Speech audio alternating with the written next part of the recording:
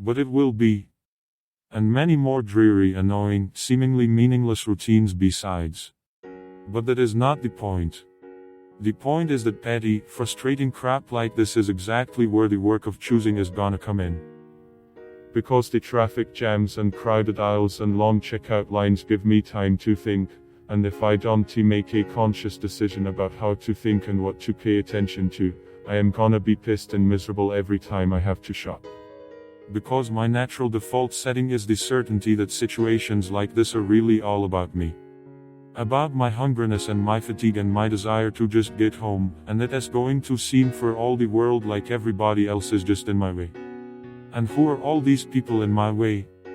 And look at how repulsive most of them are, and how stupid and cow-like and dead-eyed and non-human they seem in the checkout line, or at how annoying and rude it is that people are talking loudly on cell phones in the middle of the line.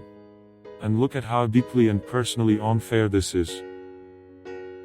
Of course, if I am in a more socially conscious liberal arts form of my default setting, I can spend time in the end of the day traffic being disgusted about all the huge, stupid, lane-blocking sub-S and Hummers and V-12 pickup trucks, burning their wasteful, selfish, 40-gallon tanks of gas, and I can dwell on the fact that the patriotic or religious bumper stickers always seem to be on the biggest, most disgustingly selfish vehicles, driven by the ugliest responding here to loud applause. This is an example of how not to think, though, most disgustingly selfish vehicles, driven by the ugliest, most inconsiderate and aggressive drivers.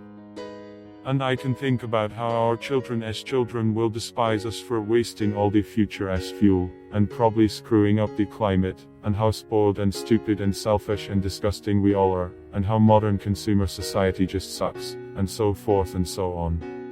You get the idea. If I choose to think this way in a store and on the freeway, fine. Lots of us do. Except thinking this way tends to be so easy and automatic that it doesn't have to be a choice. It is my natural default setting. It is the automatic way that I experience the boring, frustrating, crowded parts of adult life when I am operating on the automatic, unconscious belief that I am the center of the world, and that my immediate needs and feelings are what should determine the world as priorities. The thing is that, of course, there are totally different ways to think about these kinds of situations. In this traffic, all these vehicles stopped and idling in my way. It is not impossible that some of these people in sub-S have been in horrible auto accidents in the past, and now find driving so terrifying that their therapist has all but ordered them to get a huge, heavy sub so they can feel safe enough to drive. Or that the Hummer that just cut me off is maybe being driven by a father whose little child is hurt or sick in the seat next to him, and he is trying to get this kid to the hospital, and he is in a bigger, more legitimate hurry than I am. It is actually I who am in his way.